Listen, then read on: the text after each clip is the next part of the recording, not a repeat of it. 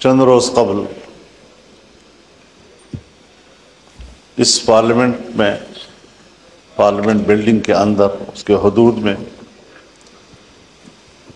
جو معزز اراکین ایوان کے ساتھ ناخوشگوار واقعہ پیش آیا تھا، میں شدید الفاظ میں اس کی مذمت کرتا ہوں۔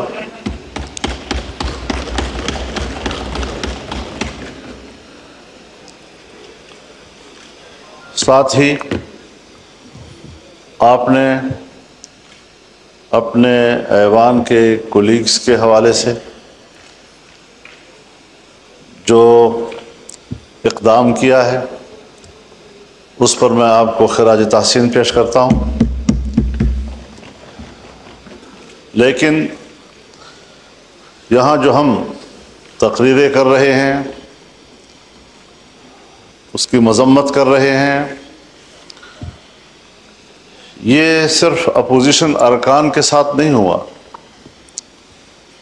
بلکہ یہ بذات خود پورے ایوان کے ساتھ ہوا ہے۔ ہر رکن اسمبلی کے ساتھ ایوان کا تقدس وابستہ ہوتا ہے، اور جب اس کی عزت، اس کی آبرو کو بریچ کیا جاتا ہے تو پارلیمنٹ باقاعدہ اس پر ایک کمیٹی بناتی ہے، اس کمیٹی میں معاملات جاتے ہیں، اس کو سنجیدگی سے لیا جاتا ہے۔ حق تو یہ ہے جناب اسپیکر کہ آپ کی قیادت میں اس ایوان کو کم از کم 3 دن تک بند کر دیا جاتا، احتجاج کے طور پر، کہ آئندہ اس ایوان کے ساتھ اور اس کے اراکین کے ساتھ اس قسم کے اقدامات نہیں ہوں۔ جناب والا،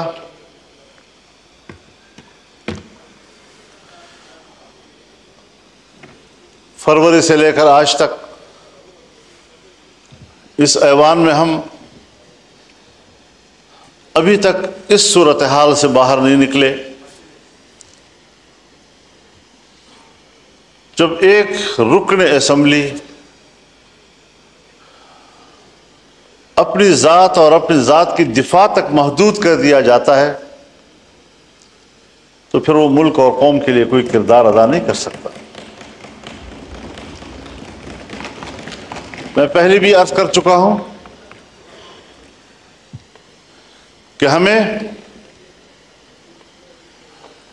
کچھ وقت پبلک کے لیے بھی دینا چاہیے۔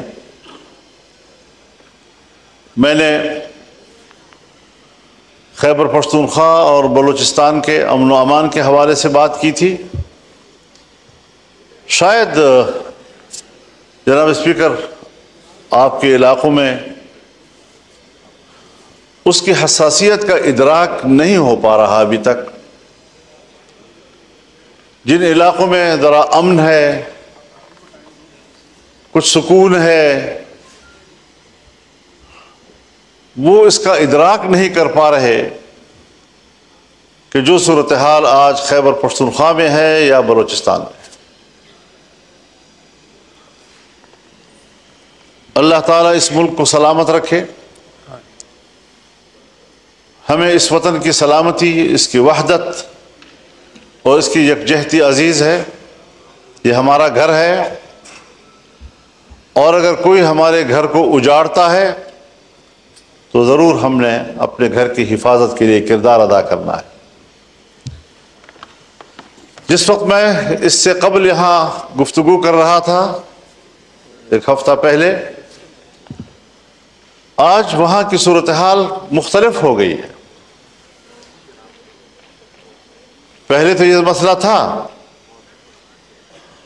کہ پولیس کے بارے میں نے کہا کہ سورج غروب ہونے سے پہلے وہ تھانوں میں محدود ہو جاتے ہیں، انہیں باہر نکلنے سے منع کر دیا گیا ہے، ساری رات صبح تک مسلح گروہوں کے قبضے میں ہوتی ہے، سڑکیں ان کے قبضے میں ہیں، دیہاتیں ان کے قبضے میں ہیں، دیہاتوں کی مسجدیں ان کے قبضے میں ہیں، لوگوں کے بیٹھکیں ان کے قبضے میں ہیں۔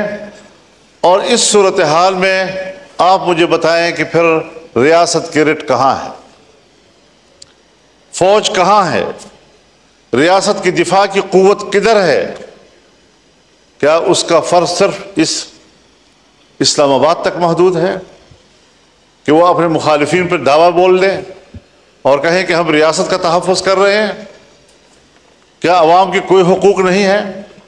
آج وہاں پر پولیس نے دھرنے دیے ہوئے ہیں، لکی مروت سے یہ دھرنا شروع ہوا ہے اور اب یہ ڈیرہ اسماعیل خان میں بھی بڑھ رہا ہے، صورتحال وہاں بھی پھیل رہی ہے، باجوڑ میں بھی چلا گیا ہے، بنو میں بھی چلا گیا ہے، اور مختلف اضلاع میں اگر پولیس نے دھرنا دے دیا، بائیکاٹ کر دیا، اپنے فرض کے انجام دہی سے پیچھے ہٹ گئے، آپ مجھے بتائیں کہ کیا صورتحال ہوگی؟ ہماری نہ سنی جائے، کم از کم اپنے ریاستی ادارے پولیس کی تو سنی جائے۔ کہاں ہم کھڑے ہیں؟ کیوں اس چیز کا احساس نہیں ہو رہا ہمارے لیے؟ ہم لگے ہوئے ہیں کہ صاحب ہمارے ہاں آئینی ترامیم کی جائیں، ہمارے ہاں ادارے اور اداروں کے بڑے وہ اپنے ایکسٹینشن کے لیے فکر مند ہیں، اپنے اداروں کی اصلاح اور تقویت کے لیے فکر مند نہیں ہیں۔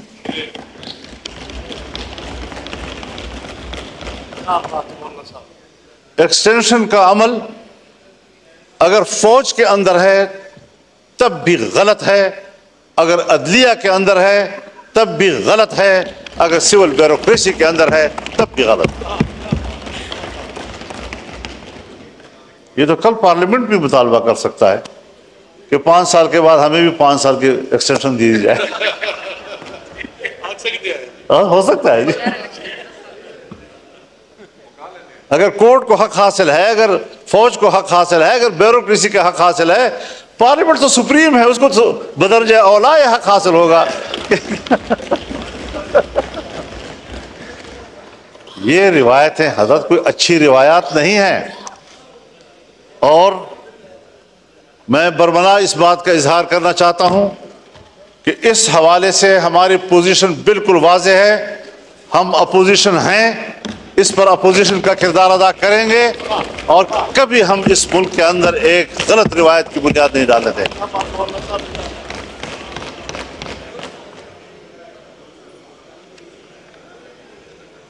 جناب اسپیکر، ہم ان مراحل سے گزر چکے ہیں۔ جنرل مشرف کا زمانہ تھا، ہم اپوزیشن میں تھے، ایل ایف او کے ذریعے انہوں نے سپریم کورٹ کے چیف کے جج کی عمر 68 سال کر دی تھی، اور ہم نے لڑ کر اس کی عمر کو 65 پہ لے آئے بڑے مشکل کے ساتھ۔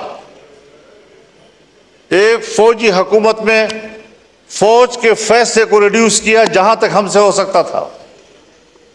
میری اپنی ذاتی رائے یہی تھی کہ ان کو 62 سال تک رکھا جائے، لیکن بہرحال دوستوں کی اجتماعی رائے میں 65 سال ہوئی۔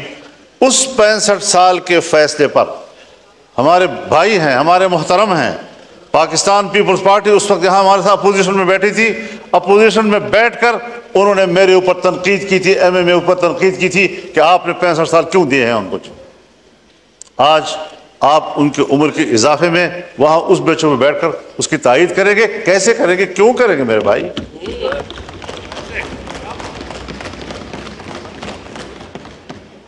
اصول ہوتا ہے، ہمیں کچھ اصولوں کی پیروی کی طرف جانا چاہیے۔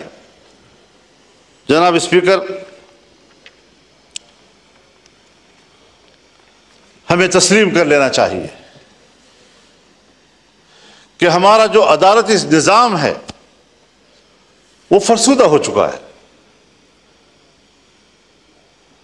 ہمارے عدالتوں کے سامنے جتھے بیٹھے ہوتے ہیں اور وہ فریقین کو اطمینان دلاتے ہیں کہ آپ کا فیصلہ یوں ہوگا اور آپ کا فیصلہ یوں ہوگا۔ ان جتھوں کو ختم کریں اور عدالت کو طاقتور بنائیں تاکہ اس پر اعتماد ہو۔ آپ بھی واقف ہیں اس سے اور میں بھی اس سے واقف ہوں۔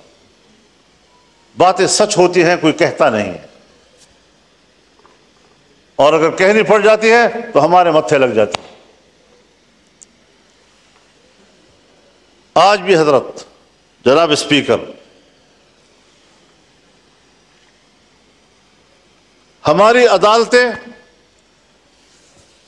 لابیوں میں تقسیم ہو چکی ہیں، اور وہ باہمی طور پر عدلیہ نہیں بلکہ وہ ایک سیاسی گروہ بن چکے ہیں۔ کوئی ایک پارٹی کو سپورٹ کر رہا ہے تو کوئی دوسری پارٹی کو سپورٹ کر رہا ہے۔ میں کہتا ہوں چیف جسٹس میری مرضی کا ہو، آپ کہتے ہیں نہیں چیف جسٹس میری مرضی کا ہو۔ کیوں؟ یہاں پر بات کیوں آ گئی ہے؟ ہم نے اس ایوان نے کیا اس نظام میں اصلاحات کی طرف نہیں جانا؟ جناب اسپیکر، میں تجویز کروں گا، حکومت کے سامنے تجویز کروں گا، کیونکہ اول فرض ان کا بنتا ہے کہ جوڈیشل ریفارم لائے جائیں، اپوزیشن کے ساتھ بیٹھ کر لائے جائیں، اس پر کمیٹی بنائی جائے اور بتایا جائے کہ ہم عدالت کا نظام کیا ہونا چاہیے۔ چیف جسٹس کے لیے ہائی کورٹس کے معیارات اور ہیں اور سپریم کورٹ کے معیارات اور ہیں، فوج میں چیف کے لیے معیارات اور ہیں، اور عدلیہ میں چیف کے لیے معیارات اور ہیں۔ ان معیارات کو یکساں کیا جائے۔ کہیں پر آپ کچھ کر رہے ہیں تو کہیں پر آپ کچھ کر رہے ہیں، کسی کو کوئی رعایت دے رہے ہیں، اور جب آپ ایکسٹینشن میں مشکل محسوس کرتے ہیں تو مجھے یاد ہے کس طرح ہمارے ہاتھ مروڑ کر ہم سے جبری طور پر ایک چیف آف آرمی اسٹاف اس ایوان کے اندر قانون سازی کرائی۔ آپ کو بھی یاد ہے، مجھے بھی یاد ہے کتنا ہم نے اس جمہوریت کو کمزور کر دیا ہے۔ اور پھر جو ایوان اس پر یہ چھاپ لگ جائے کہ یہ عوام کی نمائندہ کم اور اسٹیبلشمنٹ کی نمائندہ زیادہ، پھر آپ کو بحیثیت ایوان کے اسٹیبلشمنٹ کی نوکری کرنی پڑے گی، عوام کی خدمت آپ نہیں کر سکتے۔ آج 60,000 سے زیادہ مقدمات سپریم کورٹ میں پینڈنگ پڑے ہیں۔ ان لوگوں کا کیا قصور ہے جن کے مقدمات نسل در نسل چلتے رہتے ہیں؟ ایک نسل میں مقدمے کا فیصلہ نہیں ہوتا اور ہم پر ایمرجنسی لاگو ہوتی ہے۔ ہم نے آج ایک قانون پاس کرنا ہے، کل دوسرا قانون پاس کرنا ہے، سیاستدانوں کو یہ کرنا ہے، سیاستدانوں کو وہ کرنا ہے۔ اس چیز میں ہم لگے ہوئے ہیں۔ کیا یہ نہیں ہو سکتا کہ آئینی معاملات کے لیے ایک مستقل عدالت ہی بنا دی جائے تاکہ عام عدالتیں ہمارے وہ غریبوں کے معاملات کو طے کریں، عام آدمی کے معاملات کو طے کریں اور فیصلہ کریں کہ جلد از جلد انصاف مہیا کیا جائے۔ ہمارے ملک کے اندر انگریز کے دور کا وہ نظام عدل موجود ہے کہ جو صدیوں تک مقدمات چلتے ہیں اور طے نہیں ہو سکتے۔ آج بھی ہم اسی روش پہ چل رہے ہیں۔ ہمیں پاکستان بنانے کے بعد آج عدلیہ کے حوالے سے بھی انقلابی فیصلے کرنے ہوں گے تاکہ ہمارے غریب آدمی کو جلد از جلد انصاف مہیا ہو سکے۔ کیا کر رہے ہیں آپ لوگ؟ تو نظام کو تبدیل کرنا ہے، تبدیلی لانی ہے تو پھر صحیح معنوں میں تبدیلی لائے۔ میرے حق میں ہو وہ تبدیلی اور آپ کے حق میں ہو تو وہ تبدیلی نہیں، اس کو تبدیلی نہیں کہا جاتا۔ اپنے روش پر تبدیل کرنا پڑے گا، اپنے اعتماد کو بحال کرنا پڑے گا، اور اس پارلیمنٹ کو سپریم بنانا ہوگا۔ پارلیمنٹ میں اگر پارلیمنٹ سپریم ہے تو ہر ممبر یہاں پر بات کر سکتا ہے۔ یہاں پر عدلیہ بھی بات ہو سکتی ہے، ہم اس سے بھی سپریم ہیں۔ یہاں پر فوج بھی بات ہو سکتی ہے، ہم اس سے بھی سپریم ہیں، لیکن سب ہمیں اپنا ماتحت سمجھتے ہیں۔ آج یہاں بات کرو توہین عدالت کا مقدمہ آ جائے گا ہمارے پیچھے۔ آج یہاں فوج کے کردار پر آپ تنقید کریں، ریاست کے کردار پر آپ تنقید کریں، آپ بلوچستان میں کیا کر رہے ہیں، آپ کے پی میں کیا کر رہے ہیں، آپ نے پورے ملک کو اپنے قبضے میں لیا ہوا ہے، امن و امان کا کوئی نام و نشان نہیں ہے، اس پر آپ بحث کریں، ایجنسیاں آ جاتی ہیں آپ کو ایوان سے پکڑ کے لے جاتی ہیں۔ وہ تو آپ کے آئین میں لکھا ہوا ہے کہ ہم عدلیہ اور فوج کے خلاف نہیں بات کر سکتے۔ تو اس لیے ان کی اصلاح کے لیے تو بات کر سکتے ہیں. جی اصلاح کے لیے تو ہاں تو بس میں اصلاح کی بات کر رہا ہوں. میں ان کو تنقید تو نہیں کر رہا. سر آنکھوں پر عدالتیں فوج کے جنرل سر آنکھوں پہ. جی تو میں اسی لیے کہہ رہا تھا کہ ججز ہمارے سر آنکھوں پہ کیونکہ لکھا ہوا ہے تو اس لیکن لیے ان کے نظام کو تو ٹھیک کریں جی تاکہ وہ جبر تو نہ کریں, آئین سے تجاوز تو نہ کریں, اخلاق سے تجاوز تو نہ کریں, پارلیمنٹ کا تقدس تو نہ خراب کریں. ہم ان کے خلاف نہیں بولیں گے, میں آپ سے وعدہ کرتا ہوں, لیکن میرے اراکین کو اس طرح گرفتار کرنے کی اجازت بھی نہیں دی جا سکتی.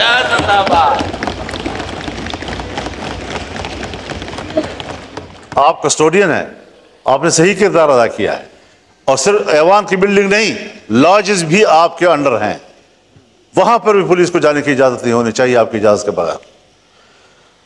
تو یہ ساری وہ صورتحال ہیں. وہ بھی مولانا صاحب آپ کو یاد ہے کہ ایک دفعہ جب ہوا تھا اس کے بعد سب نے مل کے ڈلوایا تھا کہ لاجز بھی پارلیمنٹ کا حصہ گنا جائے گا, تو وہاں بھی آپ صحیح کہہ رہے ہیں کہ وہاں بھی جانے کی اجازت نہیں ہونی چاہیے, اور ہے بھی نہیں. تو یہ ساری صورتحال ہے. ٹھیک ہے, ایک کرائٹیریا ہے کہ سینیئرٹی کی بنیاد پر فیصلے ہونے چاہیے, لیکن صرف سینیئرٹی میں تو کافی نہیں ہوتی. ذرا ریکارڈ دیکھا جائے, اہلیت کتنی ہے اس کی, ذرا دیکھا جائے فٹنس کیا ہے اس کی. فالج زدہ معذور آدمی کو بھی آپ کہہ دیں کہ وہ چیف جسٹس ہو, چیف آف آرمی اسٹاف بن جائے, وہ کیسے ہو سکتا ہے؟ تو اس ساری چیزوں کو دیکھ کر ہمیں اصلاحات کی طرف جانا چاہیے. اور اس کے لیے میں تو یہ سوچتا ہوں, اور میری تجویز ہوگی کہ چیف جسٹس کے لیے جوڈیشل کونسل اور پارلیمانی کمیٹی کا مشترکہ اجلاس ہو, اور یہ فیصلہ کریں کہ کس کے حق میں فیصلہ کیا جاتا ہے. پینل لائے جائیں, 3 کے لائے جائیں یا 5 کے لائے جائیں, لیکن اصلاح کی طرف تو جائیں. ممکن ہے میری رائے غلط ہو, میں کوئی ایسی بات نہیں کہہ رہا ہوں کہ خدا نخواستہ کوئی حتمی بات ہے, لیکن اس پارلیمنٹ کو پر اعتماد کیا جائے, اس کی کمیٹی بیٹھے, ان کے ساتھ بیٹھے, سوچے اس بات پر کہ ہم نے عدلیہ کے اندر اصلاحات کیسے لانی اور ایوان میں پیش کیے جائیں. تو ان چیزوں پر ہمیں فوکس کرنا چاہیے. میری جماعت اس کے لیے سنجیدہ ہے, اور شاید ہم اپنے وکلاء کے مشورے کے ساتھ اس حوالے سے کچھ تجاویز ایوان میں لائیں گے بھی, اور کوشش کریں گے کہ ہم اس ملک کے اداروں کی اصلاحات کی طرف جائیں, اور اداروں کو اپنے حدود سے تجاوز کرنے کے راستے ہم بند کر دیں, چاہے وہ فوج کا ادارہ ہو, چاہے وہ عدلیہ ہو, چاہے وہ بیوروکریسی ہو. اگر پارلیمنٹ, آپ بھی ابھی مجھے کہہ رہے ہیں کہ ہم نے طے کیا ہے کہ ہم نے یہ تنقید نہیں کرنی, اگر میں پارلیمنٹ ہوتے ہوئے اپنے حدود کا احترام کرتا ہوں تو فوج کو بھی اپنے حدود کا احترام کرنا ہوگا, اور ججز کو بھی اپنے حدود کا احترام کرنا ہوگا. یہ اصول ہونا چاہیے. تو ان کی تقرری کے لیے بھی ایک میکینزم ہونا چاہیے, عدالتی اصلاحات ہونے چاہیے. آئینی امور پر کون غور کرے گا, عام آدمی کے مقدمات پر کون غور کرے گا, 60,000 پینڈنگ کیسز جو ہے وہ کس طرح طے ہوں گے. یہ ساری چیزیں وہ ہیں کہ ہمیں ان کے اصلاحات کی طرف بڑھنا ہوگا. میں اس وقت حکومت کو خاص طور پر اور ٹریجری پہ بیٹھے ہوئے معزز اراکین کو خاص طور پر اس طرف متوجہ کروں گا کہ سب سے پہلے ذمہ داری آپ کی بنتی ہے. آپ کو اس بارے میں اقدامات کرنے چاہیے. اپوزیشن کو اعتماد ملیں, ہمیں اعتماد ملیں, ورنہ پھر ہم خود اصلاحات کی تجاویز اپوزیشن دوستوں کے مشوروں کے ساتھ پیش کریں گے, اور انشاءاللہ العزیز اس کام کو آگے بڑھانا ہے.